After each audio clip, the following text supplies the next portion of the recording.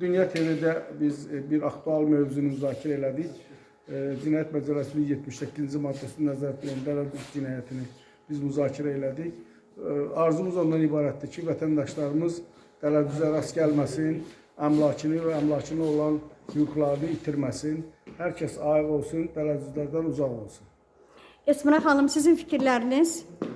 Cəlil müəllim də dediyi kimi, dələduzluq maddəsi elə bir maddədir ki, hər kəs onun qurbanı ola bilər. Ona görə də mülkiyyət əleyhinə olan cinayətlər növünün ən geniş yayılmışından hər kəsi uzaq olmağı, özünü qorumağı və hər kəsə etibar etməməyi arzu edirəm və artıq qurbanı olduğumuz zamanda isə aidiyyəti orqanlara müraciətinizi də tövsiyə edirəm. Rəşad müəllim, bir hüquqşünas kimi sizin də fikirləriniz maraqlıdır. Öncelikle dələduzluq cinayətini anladığımı demək istəyirəm ki, hər bir vətəndaş istər-istəməz aydınlanmalıdır. Hər yoldan keçənə güvən olmaz. Bilinməlidir, kimlə iş görməlidir, hansı üsulda iş görməlidir. Bu işin nəticəsində də onun nəticəsini bilməlidir. Hər bir halda bu insanlar özləri belə maariflənməlidir ki, mən bu işə gedən zaman kimlə bu işi görürəm, hansı üsulda görürəm.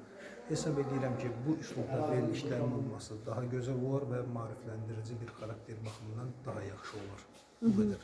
Təşəkkür edirəm. Rahman müəllim, sizin bəs fikirləriniz? Hər birini salamlayıram. Mən də Azərbaycan Respublikasının vətəndaşlarının hər birini dələduzluqdan və dələduzlardan uzaq durmağa çağırıram. Təşəkkür edirəm. Nə gözəl. Əkbər müəllim, sonda Mən sizin hesab edirəm ki, bu fikirləriniz? günləri Qanun və İcra proqramında çox dəyərli, hörmətli kollegiyalarla Azərbaycan Respublikası Cinayət Məcəlləsinin 128-ci maddəsinin dispozisiya və sanksiyasına bağlı fikir mübadiləsi apardıq.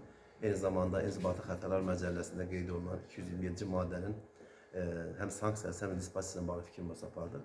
Mənim bir vətəndaş kimi, bir vəkil kimi hər zaman çalışmışam ki, bu qanun və icra proqramında vətəndaşlarımızı həm hüquqi cəhətdə maarifləndirək, həm də məlumatlandıraq. Qanun belədir ki, onu eşitmək və ona riayət etmək hamımızın borcudur. Qanunu bilməmək məsuliyyətdən azad etmək üçün əsas deyil. Biz çalışarkən qanunu bildiyimiz qədər hörmətlə yanaşaq və xüsusilə vurğulamaq istəyirəm ki, qanundan sui-istifadə etməyin özü də qanunsuzdur. Bu halları nəzərə alaq ki, qanun və icra proqramına baxmaq və eyni zamanda maarifləndirmək və məlumatlandırmaq bizim borcumuzdur. Sağ olun.